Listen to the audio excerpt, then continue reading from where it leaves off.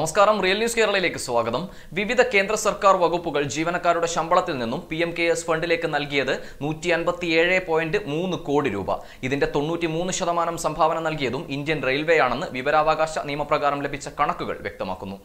146.72 കോടി രൂപയാണ് Indian railway ജീവനക്കാരുടെ ശമ്പളത്തിൽ നിന്നും സമാഹരിച്ച് PMKS ഫണ്ടിന് നൽകിയത്. ബഹിരാകാശ വകുപ്പ് 5.18 കോടി രൂപ നൽകി.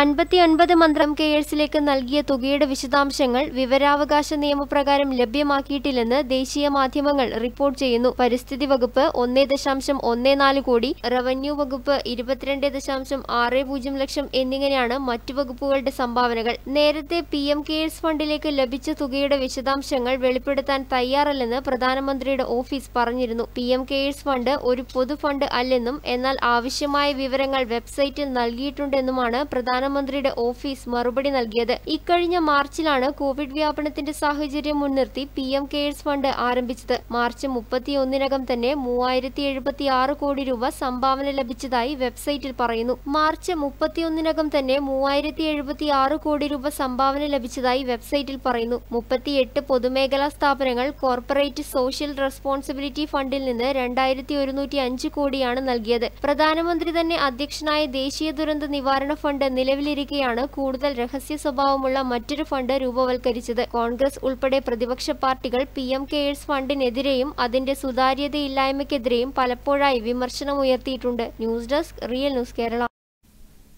കഴിഞ്ഞ 24 മണിക്കൂറിനിടെ രാജ്യത്ത് 63,371 പേർക്ക് കൂടി കോവിഡ് സ്ഥിരീകരിച്ചു.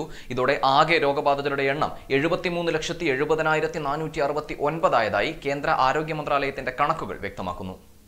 രാജ്യത്തുടനീളം ഇതുവരെ 1,12,161 പേരുടെ ജീവൻ കോവിഡ് കവർന്നു. കഴിഞ്ഞ 24 മണിക്കൂറിനിടെ മാത്രം 895 മരണം റിപ്പോർട്ട് ചെയ്തു. 1.52% രാജ്യത്തെ കോവിഡ് മരണനിരക്ക്. വിവിധ സംസ്ഥാനങ്ങളിലായി 8,04,528 രോഗികൾ നിലവിൽ ചികിത്സയിലുണ്ട്. 64,53,780 പേർ ഇതിനോടകം രോഗമുക്തി നേടി. ഇന്ത്യൻ മെഡിക്കൽ കൗൺസിലിന്റെ കണക്കുപ്രകാരം വ്യാഴാഴ്ച വരെ 9.2 കോടിയിലേറെ സാമ്പിളുകൾ രാജ്യത്ത് പരിശോധിച്ചു. കോവിഡ് ഏറ്റവും രൂക്ഷമായി ബാധിച്ച മഹാരാഷ്ട്രയിൽ നിലവിൽ 1,92,936 രോഗികൾ ചികിത്സയിൽ തുടരുകയാണ്. കർണാടകയിൽ 1,13,557 പേർ ഇപ്പോഴും ചികിത്സയിലുണ്ട്. കേരളത്തിൽ 94,609 പേരും, തമിഴ്നാട്ടിൽ 41,872 പേരും, ആന്ധ്രയിൽ 40,047 പേരും ചികിത്സയിൽ കഴിയുന്നുണ്ട്. News desk, real news Kerala.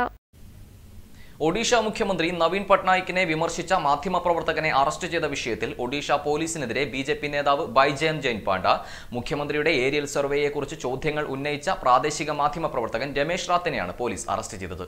Editors guild എന്തുകൊണ്ടാണ് വിഷയത്തിൽ മൗനം പാലിക്കുന്നതെന്ന് ചോദിച്ച ജയ്പാണ്ഡെ, ഏരിയൽ സർവേയുടെ ദൃശ്യങ്ങൾ വ്യാജമായിരുന്നു എന്ന് മാധ്യമപ്രവർത്തകന്റെ ചോദ്യത്തിന് ഉത്തരം നൽകണമെന്നും ആവശ്യപ്പെട്ടു. അതേസമയം BJP നേതാവിന്റെ പരാമർശത്തിനെതിരെ പോലീസ് രംഗത്തെത്തിയിട്ടുണ്ട്. 2019 ലോക്സഭാ തെരഞ്ഞെടുപ്പിനിടെ സിറ്റിംഗ് MP-യായ സ്ത്രീയുടെ മോശം രീതിയിലുള്ള വീഡിയോകൾ പുറത്തുവിട്ട വിഷയത്തിലാണ് മാധ്യമപ്രവർത്തകനെ കസ്റ്റഡിയിലെടുത്ത് ചോദ്യം ചെയ്തതെന്നാണ് പോലീസ് പറയുന്നത്. ചോദ്യം ചെയ്യലിന് ശേഷം രമേശ് റാത്തിനെ വിട്ടയച്ചുവെന്നും പോലീസ് പറയുന്നു. RTI വിവരങ്ങളുടെ അടിസ്ഥാനത്തിൽ മുഖ്യമന്ത്രി നവീൻ പട്നായിക് ഓഗസ്റ്റ് 31-ന് പ്രളയബാധിത പ്രദേശങ്ങളിൽ നടത്തിയ ഏരിയൽ സർവേയെക്കുറിച്ച് രമേശ് റാത്ത് വാർത്ത പുറത്തുവിട്ടിരുന്നു. ഒരു OSS എയർ മാനേജ്മെന്റ് ഹെലികോപ്റ്റർ മാത്രമാണ് ഭുവനേശ്വർ വിമാനത്താവളത്തിൽ നിന്ന് ടേക്ക് ഓഫ് ചെയ്തത്. രാവിലെ 10:12-ന് ടേക്ക് ഓഫ് ചെയ്ത ഹെലികോപ്റ്റർ 10:31-ന് തിരിച്ചെത്തി. ഇത് സംബന്ധിച്ച സംശയങ്ങളാണ് മാധ്യമപ്രവർത്തകൻ ഉന്നയിച്ചത്. News desk, real news Kerala. Azhikode വൃദ്ധസദനത്തിലെ മേട്രൺ ജോസ്നയുടെ ആത്മഹത്യയുമായി ബന്ധപ്പെട്ട് ആരോപണ വിധേയനായ ഉദ്യോഗസ്ഥനെ സ്ഥലം മാറ്റി. ജില്ലാ ഓഫീസർ പവിത്രൻ തൈക്കണ്ടിയെയാണ് കോഴിക്കോടേക്ക് സ്ഥലം മാറ്റിയത്. അഴീക്കോട് വൃദ്ധസദനം സൂപ്രണ്ട് മോഹനനെയും സ്ഥലം മാറ്റാൻ തീരുമാനിച്ചതായി വകുപ്പ് സെക്രട്ടറി ബിജു പ്രഭാകർ IAS പറഞ്ഞു. മേട്രനെതിരായ പരാതി വ്യാജമായിരുന്നു എന്ന് അന്വേഷിക്കുന്നുണ്ട്. റിപ്പോർട്ട് കിട്ടിയ ശേഷം മറ്റ് ജീവനക്കാരുടെ മേൽ നടപടി വേണോ എന്ന് തീരുമാനിക്കും. അഴീക്കോട്ടെ സർക്കാർ വൃദ്ധസദനത്തിലെ മേട്രനായിരുന്ന ജോത്സ്ന ആത്മഹത്യ ചെയ്തത് മേലുദ്യോഗസ്ഥന്റെ മാനസിക പീഡനത്തെ തുടർന്നായിരുന്നുവെന്നാണ് കുടുംബത്തിന്റെ ആരോപണം. കുടുംബത്തിന്റെ പരാതിയിൽ കേസെടുത്ത പോലീസ് വൃദ്ധസദനത്തിലെത്തി ജീവനക്കാരുടെയും അന്തേവാസികളുടെയും മൊഴിയെടുത്തു. ആത്മഹത്യയെക്കുറിച്ച് വകുപ്പുതല അന്വേഷണം നടക്കുന്നുണ്ട്. വൃദ്ധസദനത്തിലെ നഴ്സ് നൽകിയ പരാതിയിൽ സസ്പെൻഷനിലായി 4 ദിവസത്തിന് ശേഷമാണ് ജ്യോത്സ്ന ജീവനൊടുക്കിയത്. നഴ്സിനെ കൊണ്ട് വൃദ്ധസദനത്തിലെ പുരുഷ അന്തേവാസിയെ കുളിപ്പിക്കാൻ നിർബന്ധിച്ചു എന്നായിരുന്നു പരാതി. വൃദ്ധസദനത്തിലെ സൂപ്രണ്ടിനെയോ മറ്റു മുതിർന്ന ഉദ്യോഗസ്ഥരെയോ അറിയിക്കാതെയായിരുന്നു താത്കാലിക ജീവനക്കാരിയായ നഴ്സ് പരാതി തിരുവനന്തപുരത്തേക്ക് അയച്ചത്. 6-ാം തീയതി പരാതി അയച്ചതിന് പിന്നാലെ 8-ാം തീയതി മേട്രനെ സസ്പെൻഡ് ചെയ്ത് അന്വേഷണം നടത്താൻ സാമൂഹിക നീതി വകുപ്പ് ഡയറക്ടർ ഷിബ ജോർജ് IAS ഉത്തരവിട്ടു. News desk real news Kerala. Covid മാനദണ്ഡങ്ങൾ ലംഘിച്ച് 200ഓളം പേർ പങ്കെടുത്ത യോഗം നടത്തിയതിന് BJP സംസ്ഥാന പ്രസിഡന്റ് K. സുരേന്ദ്രൻ, ജില്ലാ പ്രസിഡന്റ് BB ഗോപകുമാർ എന്നിവർ ഉൾപ്പെടെ 100ഓളം നേതാക്കൾ ഉൾപ്പെടെ ഒത്തുചേർന്നത്. സാമൂഹിക അകലം പാലിക്കാതെയും മാസ്ക് ധരിക്കാതെയുമായിരുന്നു പങ്കെടുത്തവരിലേറെയും. നിരവധി കോവിഡ് കേസുകൾ ദിനംപ്രതി റിപ്പോർട്ട് ചെയ്യുന്ന പരവൂർ, കല്ലുവാതുക്കൽ പ്രദേശങ്ങൾ ഉൾപ്പെടെ ചാത്തന്നൂർ മണ്ഡലത്തിലെ വിവിധ സ്ഥലങ്ങളിൽ നിന്നുള്ളവരാണ് യോഗത്തിനെത്തിയത്. സംസ്ഥാന സെക്രട്ടറി രാജീവ് പ്രസാദ്, ജില്ലാ സെക്രട്ടറി വെള്ളിമൺ ദിലീപ്, ശ്രീകുമാർ, സജൻലാൽ ഉൾപ്പെടെയുള്ളവർക്കെതിരെയാണ് ചാത്തന്നൂർ പോലീസ് കേസെടുത്തിട്ടുള്ളത്. News desk real news Kerala. Kannur ജില്ലയിലെ 3 ആശുപത്രികൾ ഉൾപ്പെടെ പരാതി നൽകിയിരുന്നില്ല. അതിനിടെ വീഡിയോ സമൂഹ മാധ്യമങ്ങളിൽ വൈറലായിരുന്നു. വീഡിയോ ശ്രദ്ധയിൽപ്പെട്ട മോട്ടോർ വാഹന വകുപ്പ് ഉടൻ തന്നെ നടപടിയുമായി മുന്നോട്ടു പോകുകയായിരുന്നു. വ്യാഴാഴ്ച രാവിലെ തന്നെ സ്കൂട്ടർ ഓടിച്ച കണ്ണന്റെ ലൈസൻസ് പിടിച്ചെടുത്തു. തുടർ നടപടികൾ ഉണ്ടാകുമെന്നും കൊല്ലം RTO എൻഫോഴ്സ്മെന്റ് അറിയിച്ചു. News desk real news Kerala. Wayanad Mananthavady കെല്ലൂരിൽ 10 ടൺ റേഷനരി സ്വകാര്യ കമ്പനിക്ക് മറച്ചുവിൽക്കാൻ ശ്രമിച്ച സംഭവത്തിൽ SP തലത്തിലുള്ള അന്വേഷണത്തിന് ജില്ലാ ഭരണകൂടത്തിന്റെ നിർദ്ദേശം. സപ്ലൈകോ ഉദ്യോഗസ്ഥർക്കും തൊഴിലാളികൾക്കും റേഷൻ കട ഉടമകൾക്കും സംഭവത്തിൽ പങ്കുണ്ടെന്ന് തെളിഞ്ഞ സാഹചര്യത്തിലാണ് ഉന്നതതല അന്വേഷണത്തിന് ഉത്തരവിട്ടിരിക്കുന്നത്. മാനന്തവാടി സപ്ലൈകോ ഗോഡൌണിൽ നിന്ന് റേഷൻ കടകളിലേക്ക് വിതരണത്തിനയച്ച അരി സ്വകാര്യ കമ്പനിയുടെ പേരിൽ വിൽപ്പന നടത്താൻ ശ്രമിച്ച സംഭവത്തിലാണ് അന്വേഷണത്തിന് കളക്ടർ അദീന അബ്ദുള്ള ഉത്തരവിട്ടിരിക്കുന്നത്. അവശ്യവസ്തു നിയമത്തിനൊപ്പം ക്രിമിനൽ കേസും തിരിമറിക്ക് കൂട്ടുനിന്നവർക്കെതിരെ എടുക്കാനാണ് കളക്ടറുടെ നിർദ്ദേശം. ജില്ലാ സപ്ലൈ ഓഫീസറുടെ നേതൃത്വത്തിൽ നടത്തിയ അന്വേഷണത്തിൽ കൂടുതൽ പേർക്ക് അരി മറിച്ചു വിൽപ്പനയിൽ പങ്കുണ്ടെന്ന് വ്യക്തമായിരുന്നു. എന്നാൽ സപ്ലൈകോ ഡിപ്പോ മാനേജരെ മാത്രമാണ് അന്വേഷണ വിധേയമായി സസ്പെൻഡ് ചെയ്തിട്ടുള്ളത്. മറിച്ചു വിൽപ്പനയ്ക്കായി അരി സൂക്ഷിച്ച റേഷൻ കടയുടേതടക്കം 2 റേഷൻ കടകളുടെ ലൈസൻസ് റദ്ദ് ചെയ്തെങ്കിലും ഉടമകൾക്കെതിരെ കേസെടുത്തിരുന്നില്ല. NFSA ഉദ്യോഗസ്ഥർ, ചുമട്ടുതൊഴിലാളികൾ, അരി കടത്തിയ വാഹന ഉടമ തുടങ്ങിയവരും കേസിൽ പ്രതികളാകും. റേഷൻ അരി സ്വകാര്യ കമ്പനിയുടെ ബ്രാൻഡിൽ ചാക്കുകളിൽ നിറച്ച് ഗോഡൌണിൽ വിൽപ്പനയ്ക്ക് സൂക്ഷിച്ചത് നാട്ടുകാരായിരുന്നു പിടികൂടിയത്. 10 ടൺ അരിയാണ് മറിച്ചുവിറ്റത്. അരിക്കടത്തിൽ വിജിലൻസ് അന്വേഷണവും നടക്കുന്നുണ്ട്. News desk real news Kerala. തുലാമാസ പൂജകൾക്കായി ശബരിമല നട ഇന്ന് തുറക്കും. തീർത്ഥാടകർക്ക് നിയന്ത്രണങ്ങളോടെ പ്രവേശനം അനുവദിക്കും.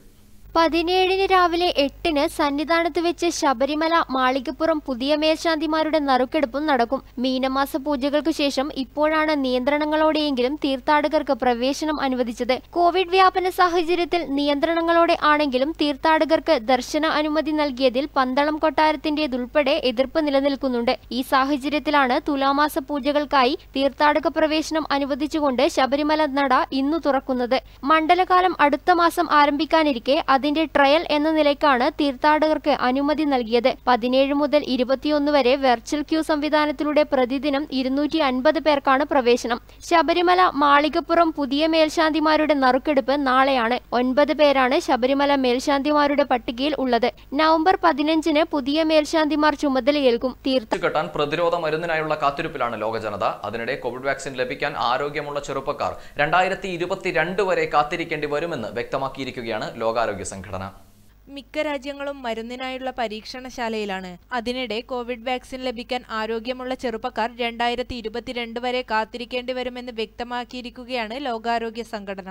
ആരോഗ്യ പ്രവർത്തകർ ശ്രദ്ധ കേന്ദ്രീകരിക്കുന്നത് പ്രായമുള്ളവരെയും ദുർബല വിഭാഗങ്ങളെയുമാണെന്നും WHO മുഖ്യ ശാസ്ത്രജ്ഞ സൗമ്യ സ്വാമിനാഥൻ പറഞ്ഞു. കോവിഡ് പ്രതിരോധത്തിന്റെ മുൻനിര പ്രവർത്തകരിൽ നിന്നുമാകും ഇത് ആരംഭിക്കുന്നത്. അവിടെ പോലും കൂടുതൽ അപകട സാധ്യതയുള്ളവരെ നിർണയിക്കേണ്ടതായുണ്ട്. അവർക്കുശേഷം പ്രായം ചെന്നവർക്കാകും വാക്സിൻ നൽകുകയെന്നും അവർ കൂട്ടിച്ചേർത്തു. ഒട്ടേറെ പരീക്ഷണങ്ങൾ നടക്കുന്നുണ്ടെങ്കിലും വളരെ പെട്ടെന്ന് തന്നെ ഫലപ്രദമായൊരു വാക്സിൻ ലഭിക്കാൻ സാധ്യതയില്ലെന്നു തന്നെയാണ് വ്യക്തമാക്കുന്നത്.